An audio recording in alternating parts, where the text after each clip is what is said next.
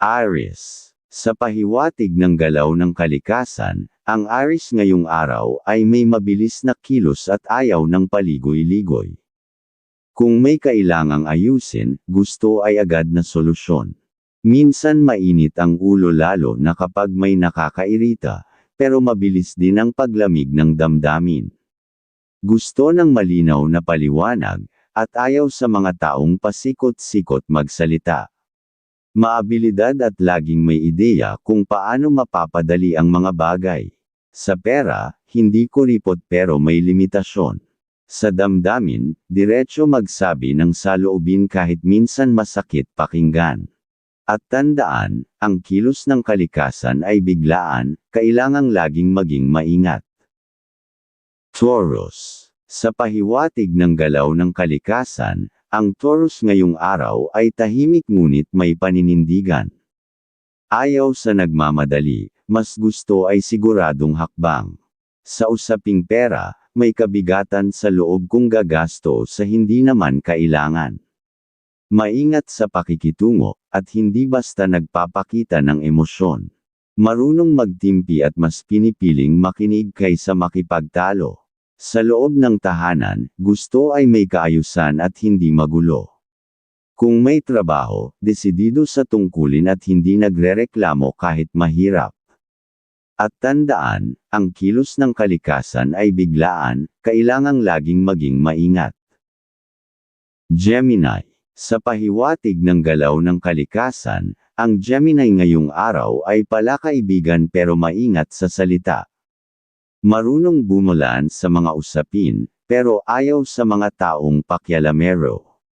Madaling mainip kapag walang ginagawa, kaya laging naghahanap ng pagkakaabalahan. Hindi sakam sa impormasyon, pero pipiliin muna kung kanino magbabahagi. Mahilig magplano, pero minsan hindi natutuloy. Sa pamilya, gusto ay bukas na komunikasyon.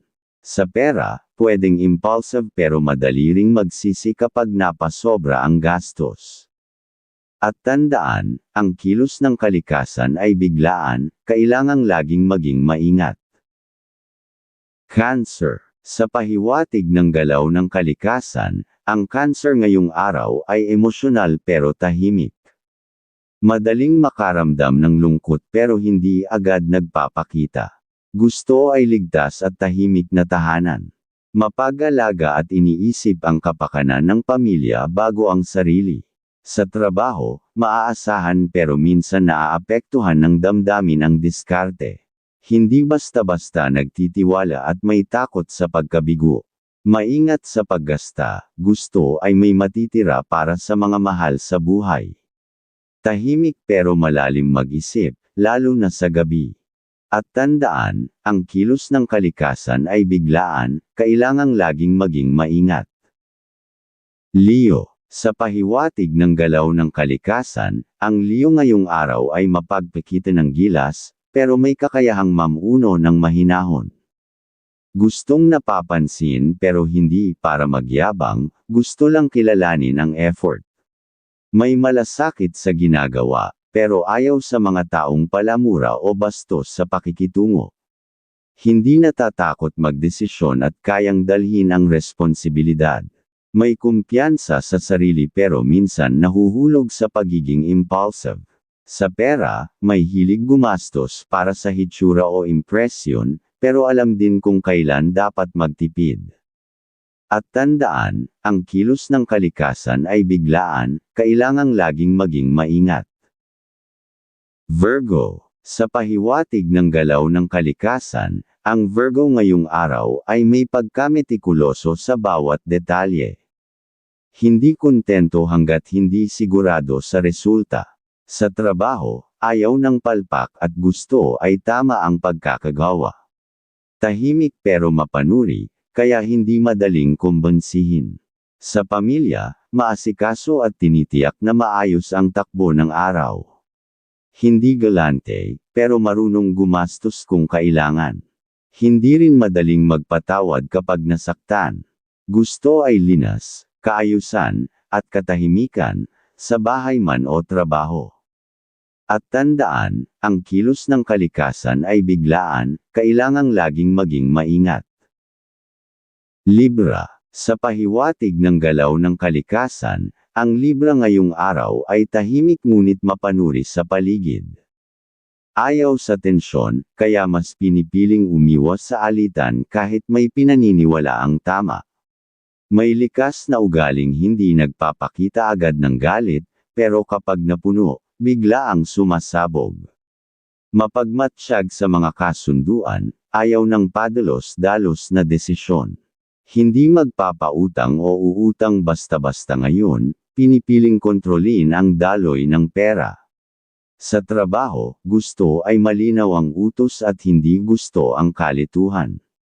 Tahimik pero may kurot ang mga salitang binibitawan kapag may mali. At tandaan, ang kilos ng kalikasan ay biglaan, kailangang laging maging maingat. Scorpio. Ngayong araw, ang Scorpio ay mapanlikha sa solusyon pero ayaw sa paligoy-ligoy na usapan. Diretso sa punto at hindi mapagpaumanhin kapag alam niyang tama siya. Malalim kung magmahal at magalit, parehong hindi basta pinapakita, pero kapag umiral ay buo ang damdamin. Sa trabaho, gusto ay focus at hindi iniistorbo. May ugaling obserbador at hindi agad nagpapakita ng emosyon, ang kilos ay laging may dahilan. Ayaw sa paimbabaw na relasyon, mas gusto ang totoo at klaro. Hindi basta nagpapautang o nagpapahiram, lalo na kung hindi tiyak ang kahihinatnan. At tandaan, ang kilos ng kalikasan ay biglaan, kailangang laging maging maingat.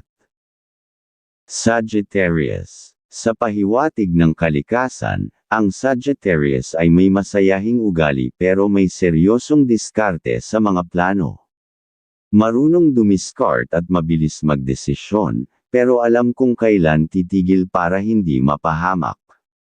Ayaw sa mga makikitid ang pag-iisip at madalas nagiging prangka kahit masaktan ang kausap. Mahilig tumulong pero marunong din magtakda ng limitasyon. Sa trabaho, hindi nagpapabagal sa mga gawaing hindi epektibo. Marunong gumastos pero may hangganan, ayaw sa luho kung hindi naman makakabuti. Gabi ay ginugugol sa sariling pahinga at pag-iisip ng susunod na hakbang. At tandaan, ang kilos ng kalikasan ay biglaan, kailangang laging maging maingat.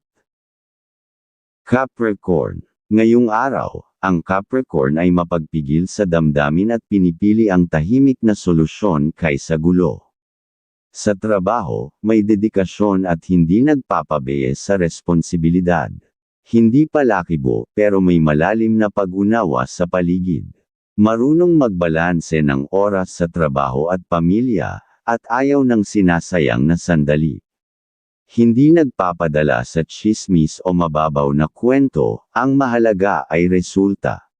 Sa pera, matalino at hindi basta nagpapadala sa tukso ng pagbili. Hindi agad sumasagot sa mga desisyon, iniisip muna ang posibleng epekto sa hinaharap.